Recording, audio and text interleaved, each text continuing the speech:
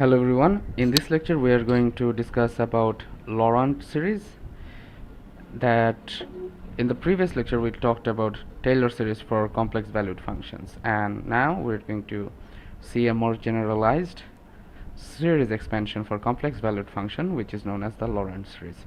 So for Taylor expansions, if we had to expand a function around a point, the function itself had to be analytic throughout that region. That means if you have a region like this, and this is the point of interest, let's say z0, if your function was analytic, then around this neighborhood you could do a Taylor expansion. However, in the Laurent series, that should not be the case. In fact, Laurent series is a more generalized series expansion for complex valued function, and in frequent applications you will encounter functions that is not analytic at some point. Let me draw an example. Let's say this is a circle centered at point z0 with radius, let's say r2, and there is another circle centered at z0 with a radius r1. Now you can have a function f of z that is analytic throughout this region, that means the annulus. However, it's not analytic in this whole, that means in a neighborhood around z0. And what we want to do is that we want to see if we can find an expansion for this function in terms of a series in the neighborhood of this point z0. That's where the Laurent series comes in. Okay, so let's now write the Laurent series, which is also can be called a theorem. That is, if a function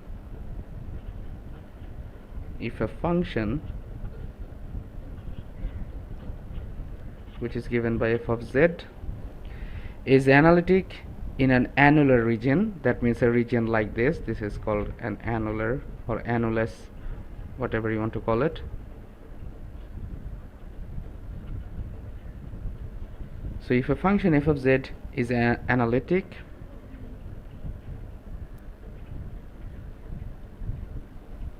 in an annulus which is given by this inequality, here z can be any point on the annulus. Let's say it can be this point or it can be that point.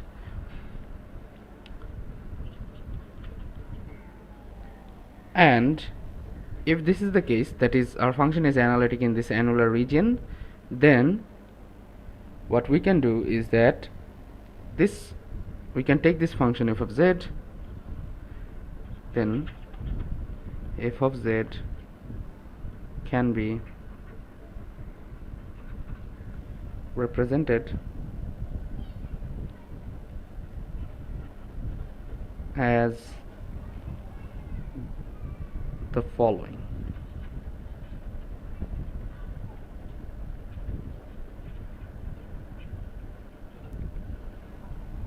That is, we use this expansion, this series expansion, to represent our function around that neighborhood, that is z0, Cn z minus z0, where C of n is denoted by 1 upon 2 pi I, the closed contour integral of f of z dz z minus z0 to the power n plus 1, like this. In other words, it's just the nth derivative of the function itself.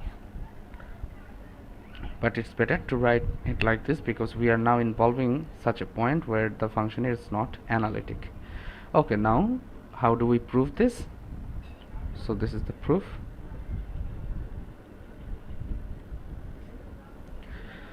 As usual, we will use Cauchy's integral formula, and what we will do for convenience is that we're going to take this image. Let's say this is our figure 1. and we know that we can deform the contours. So what we will do is that we will introduce the crosscuts like this.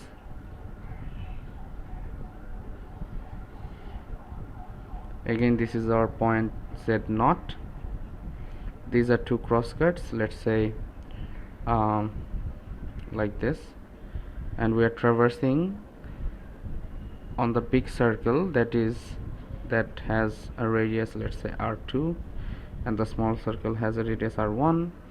Let's call the big circle as C2 and the smaller circle as C1, and we are going like this. Okay, since our function is analytic within this annular region, we can use Cauchy's formula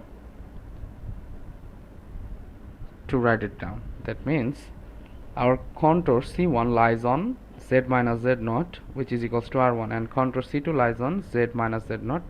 That means the modulus of it is equals to R2, right? And this crosscuts, one of them, let's call it L1, and let's call this one as L2. And as you can see from here, this L1 and L2 are actually equal and opposite to each other, right? L1 equals to minus L2. So using Cauchy's formula, we can write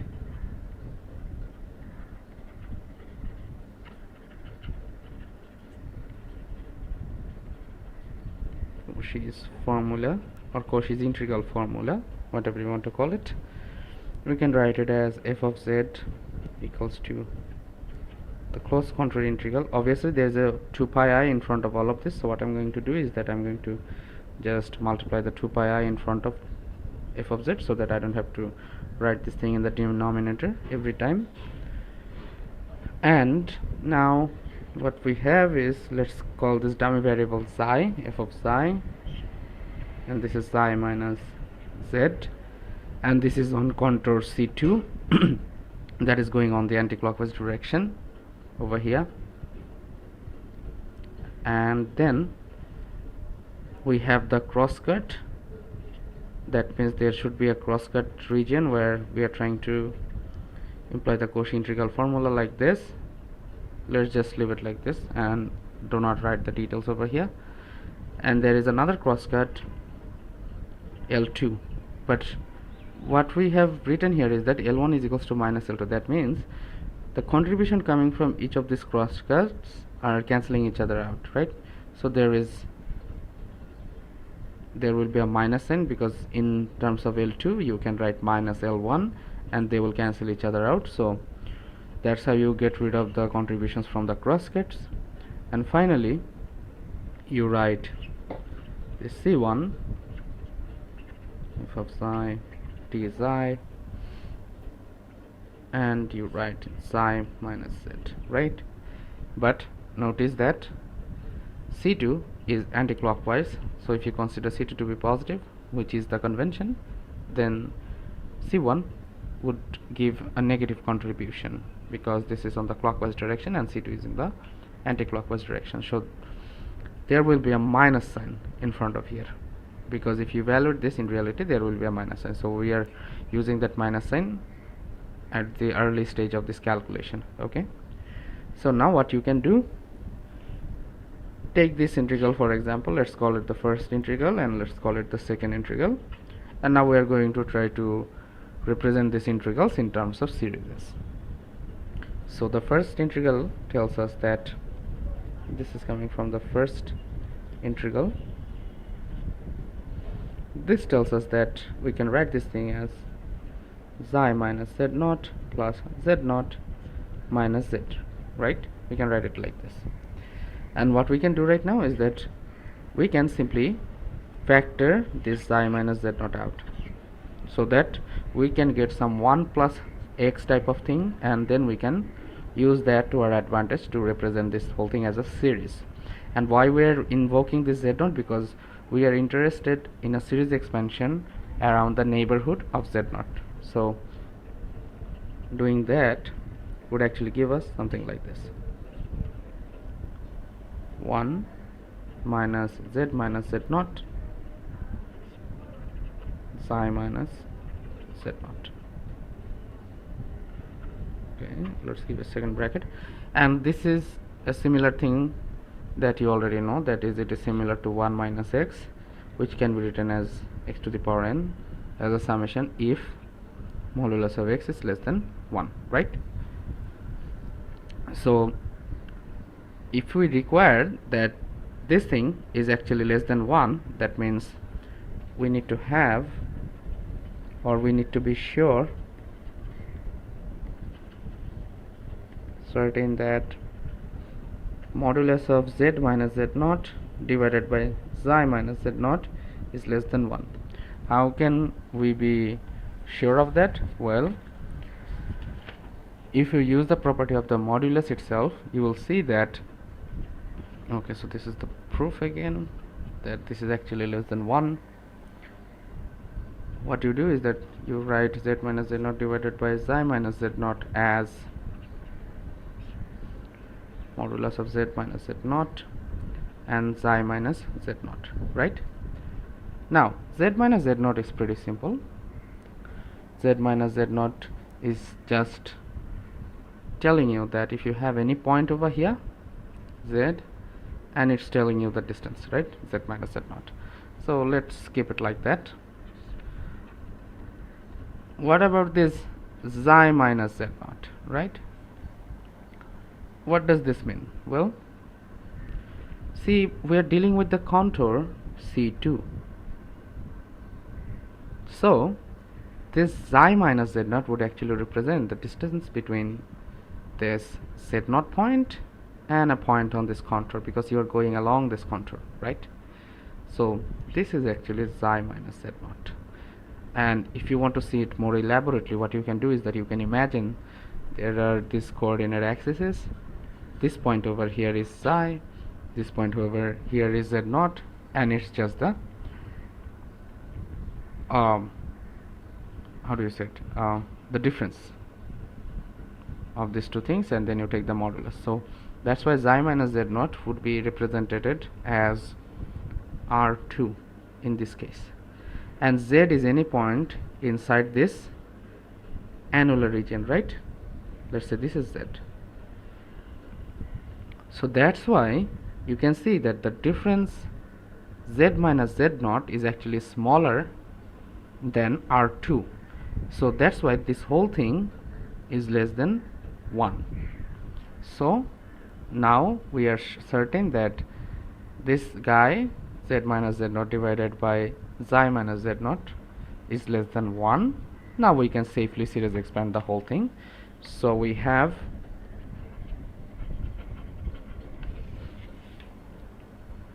one upon xi minus z as 1 upon xi minus z naught times a summation, let's say from a dummy variable j equals to 0 to infinity, as z minus z naught to the power j xi minus z naught to the power j, right? This thing, let's keep it, let's call it equation 1, and let's call this integral equation as equation A. Similarly, for the second integral,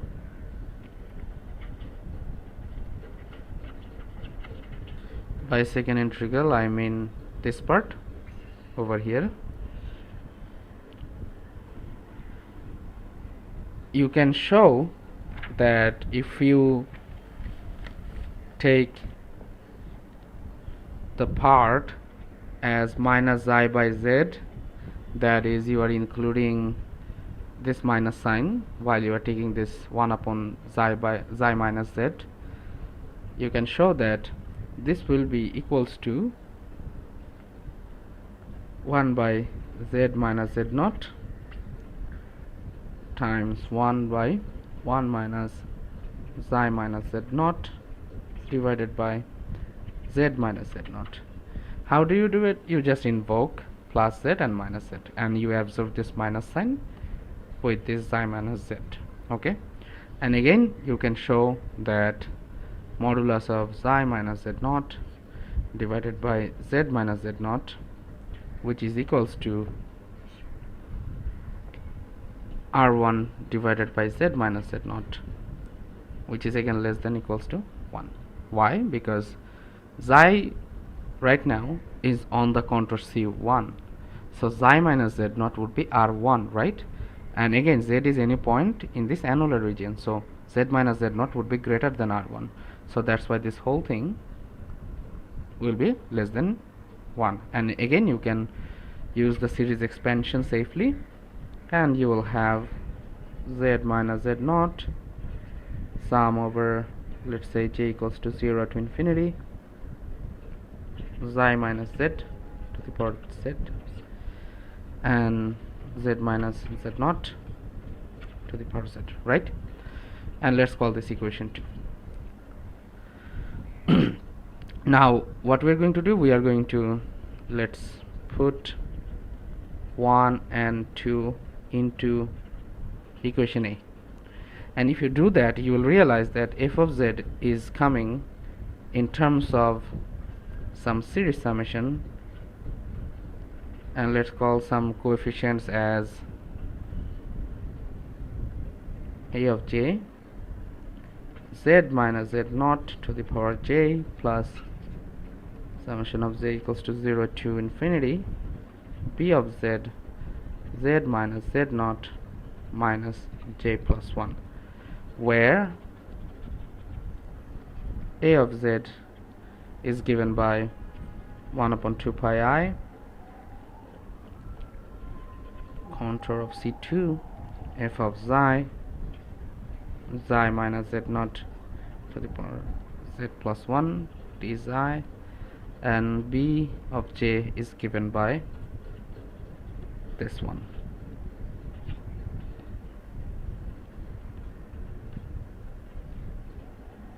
Xi minus z0 to the power j d xi, like this. It's pretty simple to figure this out, because you just take out these results over here, and what you do is that you can easily see, for example, take this part, you can just multiply this z minus z0 to this z minus z0 to the power j, and you get a j plus 1, and you have the summation symbol over z, and you can take this guy and combine it with this f of psi in a common integral, and then you can have this b of z, right? I mean b of j. Similarly for aj, how do you find this aj? Well, you just okay, where was that?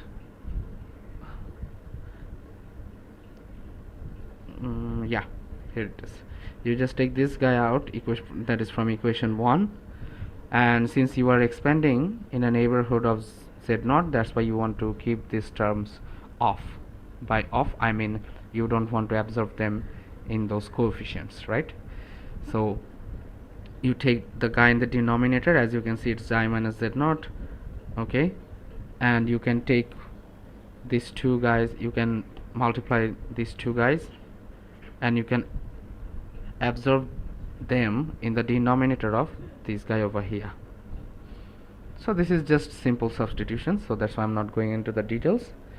And now comes the party trick, is that once we have this series representation that is given on this line, let's call it 3, equation 3, we can easily see that this j is just a dummy variable, because if you write it like this, you have two kinds of powers, that is j's and j plus 1s, right? But what we want to do is that we want to write it in a more compact notation and see what happens. So instead of j, we want to write it in terms of, let's say, n, and we don't want anything like n plus 1 on this side. Alright, so that's our goal. How can we achieve that? So to do that, what we are going to do is we're simply going to substitute n as j plus 1, like this. Sorry, minus j plus 1, because if you substitute this, you will see that this will become b of, that means the second part that I'm talking about, minus n minus 1, and z minus z naught will have now this n, and the summation now will be from minus infinity to minus 1. So this is how we can go for it, that we make these changes in the variable and then we just have to adjust the summation limits and we put it on there. And for this part we don't have to do anything, we just have to substitute n in terms of j, because this j is a dummy variable and you can write x, y, z, whatever you want. So finally what we have is f of z is written as some summation from n equals to 0 to infinity a of j z minus z naught to the power, sorry, it should be n, not z, n, and then you have from n equals to minus infinity to minus 1 as your how do you say it, b of minus n minus 1 and z minus z naught to the power n, right? Now you can see that this part corresponds to a Taylor series. This looks like a Taylor series. However, there is also this extra part that has some negative powers, because it starts from n equals to minus infinity and ends up on minus 1. So all the terms over here would look something like this. Let's say some coefficients and z minus z naught, let's say this is n, or let's say this is 100, z1 is 99, da da da da da, plus z minus z naught. So it will have only negative powers. This is the last term. So this part that comes with negative powers is called the principal part, or a principal part of the Laurent expansion, and this part which comes with the positive power is called the analytic part.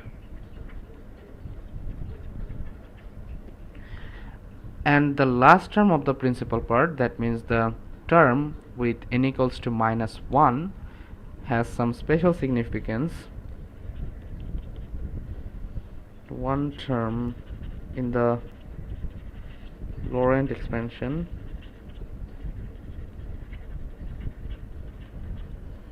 has some special significance in complex analysis. It is also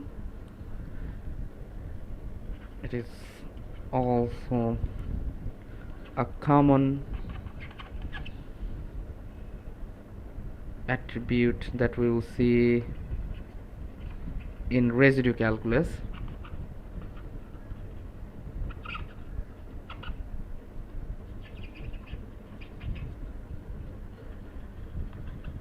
And in fact the coefficient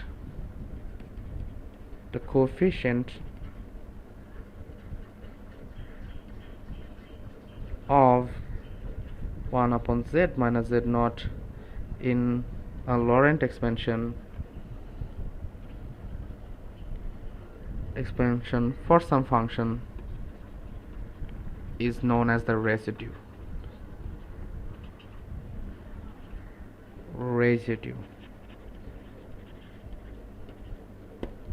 And we will see how this thing is very important when we discuss the residue calculus things. Okay, so having all this in our hand, we can finally write the Laurent expansion of some function in the neighborhood of a point where it's not analytic as follows: f of z is equals to, that is, we are just rewriting the claim we made earlier, that we can write it like this: c of n z minus z naught to the power n, where C of n is just 1 upon 2 pi I, the contour integral of f of psi. This is just some dummy variable. You can always use z if you want.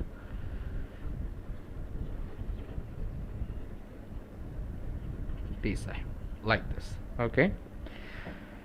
Now, what we're going to do is that we're going to end our lecture with a example, that is how we can use the Laurent expansions, or let's say I give you some function and I want you to find the Laurent expansion of it. So this will be the example.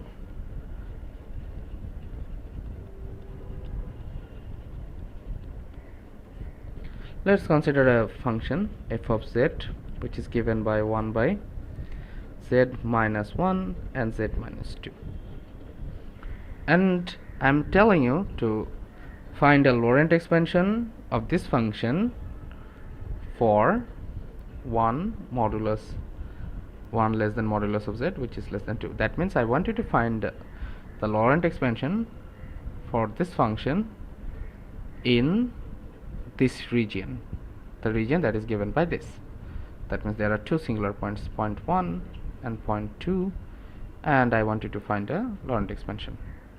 So the first thing we want to do is that, since this looks like a fraction and in fact it is 1, so what we're going to do is that we're going to break it down into two separate fractions using the partial fractions. That means we decompose f of z as follows using the partial fractions. You can always write it as a z minus 1 plus b z minus 2. Then you multiply this whole thing with z minus 1 times z minus 2. You figure out this a and b. So after figuring out a and b, I'm not going to into that because this is pretty elementary. So once you find this a and b, f of z is just minus 1 by z minus 1 plus 1 by z minus 2, right?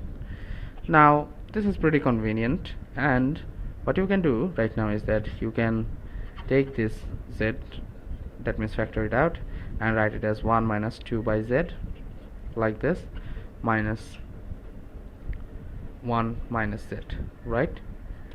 And now we are almost there. We are almost trying to expand this thing, right? But there is a catch, because we can only expand this if this 1 minus whatever that is over here, this is less than 1. So if you consider a region where the modulus of z is greater than 1 and less than 2, you can see that none of this, especially the one, this guy and this guy, none of them are going to have the desirable property so that we can expand them in series. That means if you take this region into account, you can easily see that 2 by z, that means the modulus of 2 by z, this is not equals to not less than 1, right? Because 2 modulus of 2 is just 2, and modulus of z is modulus of z. Let's call it modulus of z, or you can denote it with r. And you can see that by this inequality, modulus of z is less than 2. So this is something less than 2, and you have something greater in the denominator. So this whole thing is greater than 1. Okay, so that's why this form is not convenient at all. So let's try to manipulate this in some other way. Let's absorb this minus sign, and what we have is that 1 minus z, like this, right? And now what we do is that we have this 1 by z minus 2. So we saw that if we take this z outside and we have this 2 by z, we cannot expand it due to this inequality. Okay, but what about the other? What about the reverse case? That is, even if in this format, that is 1 minus z, we're seeing that if you take the modulus of it, 1 is less than modulus of z. So this form is not convenient at all as well. So let's keep up this minus sign, keep a minus over here and a plus over here. So what we can do for the second term is that we can manipulate it like the following, that is keep it z minus 1 and pick a minus sign over here and you write it as 2 minus z. Alright, so if you are given things like this, all you need to do is to see the conditions and do a little bit of algebra so that you can satisfy the conditions that are necessary for a series expansion. Now if you take 2 factor from here, that means you can write this fraction as 2 times 1 minus z by 2 like this, and here you will have, let's take z outside, that means z as a common factor, and you will have 1 minus 1 by z. What now? So check that 1 by z, that means the modulus of it is just 1 by modulus of z, but modulus of z is what? It's greater than 1, right? So if it's greater than 1, since modulus of z is greater than 1 upon modulus of z is less than 1, so we can expand this guy. What about this z by 2? So check that modulus of z by 2 is equals to modulus of z by 2. Again, modulus of z is what? It's less than 2, so there is something less than 2 sitting on the numerator and 2 is sitting on the denominator. Again, this is less than 1, so now we are good to go. So finally we can write this as 1 upon z. We can write it as a summation. Let's call n using the ordinary summation rules. We will write it as 1 by z to the power n minus, we are going to expand this thing in the same way as well. Let's call it n infinity. We will have the z by 2 for n, right? And that's it. That's the Laurent expansion. Now you might ask, okay, why are we using this Taylor sort of thing and calling it a Laurent expansion? Well, you need to understand the fact that this function was actually singular at these 2 points, right? Because if you put z equals to 1 or if you put z equals to 2, these 2 points are singular points for this function, and what we are trying to do is that we are trying to expand this function in a neighborhood of those 2 points.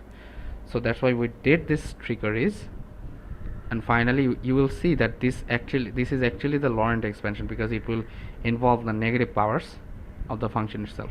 The Taylor expansion doesn't include any negative powers. So this is written as z to the power n from n equals to 0 to infinity minus 1/2 z to the power n times 2 to the power n.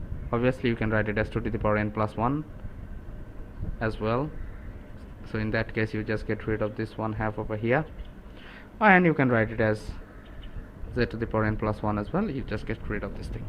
Now if you expand them, well, the first term will be 1 upon z, that is coming from this guy, so let's put them in a bracket. The second term will come from n equals to 1, so this will be 1 upon z square minus 1 upon z cube, and so on. But what about here? Here you will have this 2 z to the power 0, which is just what, 1, and then you will have z by 2 squared,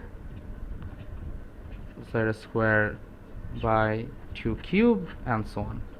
This is it. This is it for the Laurent expansion. And as you can see, this part is giving you the analytic parts where the power is positive, because if you do a contour integration over on a closed contour, that means if you hit this portion with something like this, all of these terms will give you a 0.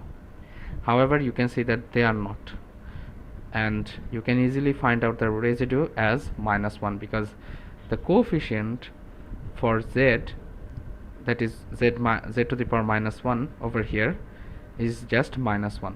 This is the coefficient, and this is indeed the residue.